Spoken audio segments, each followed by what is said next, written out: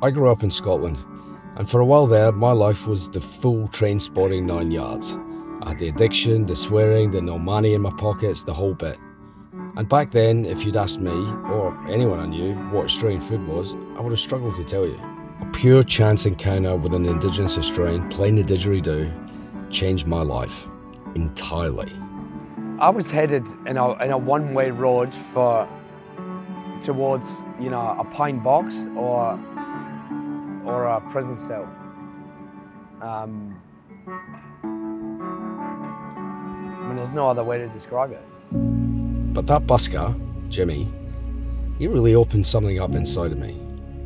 He instilled me with a passion that I could never have seen coming. This deep need to explore the real Australia and its real, traditional and ancient foods. Here's this truly ancient culture. These guys have been around for 40,000 years before the Egyptians built the pyramids. How can you ignore the oldest culture on Earth? Learning about Indigenous cultures it certainly has changed me as a chef, but more importantly, I think it's changed me as a person. Now I'm telling a story of a culture of where that ingredient comes from. And the idea is that you feel that connection through these stories. And that you go off and you think about Indigenous culture maybe a little bit. It just plants a little seed, and if it prompts you to learn more about it or even just give a moment's acknowledgement to Indigenous people, then we've done the right thing. We got into the topic of bush food, on just what is real Australian food. And suddenly, everything changed. What makes me sad, makes me angry, is that a lot of Australians don't appreciate just how rich our food traditions are, how much more this country has to offer.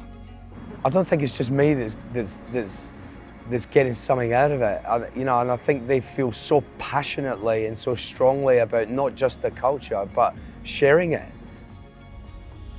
As we say in Orana, our meals are an insight into the shared learnings of working with Aboriginal elders to give their culture a voice through food. Our produce is sourced directly from communities that harvest the land and the waters of South Australia and beyond.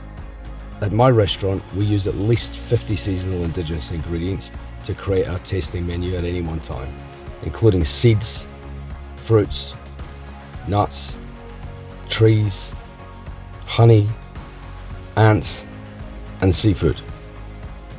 Sustainability is a conversation that chefs have been having for a long time. It's not just in producers and suppliers. We apply to everything we do, from rubbish waste through to the car we drive. I've had that car for 9 months. I go up and down from work every day, and I've only filled up with petrol twice. It's heartbreaking to me to think that during my lifetime, Indigenous Australians' languages and culture are in danger of being completely wiped out. That's why I started the Orana Foundation. It's too valuable not to fight for. We also set up the Indigenous Food Database, which has now reached over 1,600 ingredients and counting. It saddens me that most Aussies, most kids in schools, would struggle to name 5 or 6 of them. If you'd told the boy I used to be that I'd be doing this, running a charity, he'd laugh his head off. If you told him he'd be driving a Porsche, he'd assume he was going to steal it. And if you told him he'd be hosting MasterChef, mentoring the next generation of talented Australian chefs and the things I'm most passionate about, he'd probably have told you off.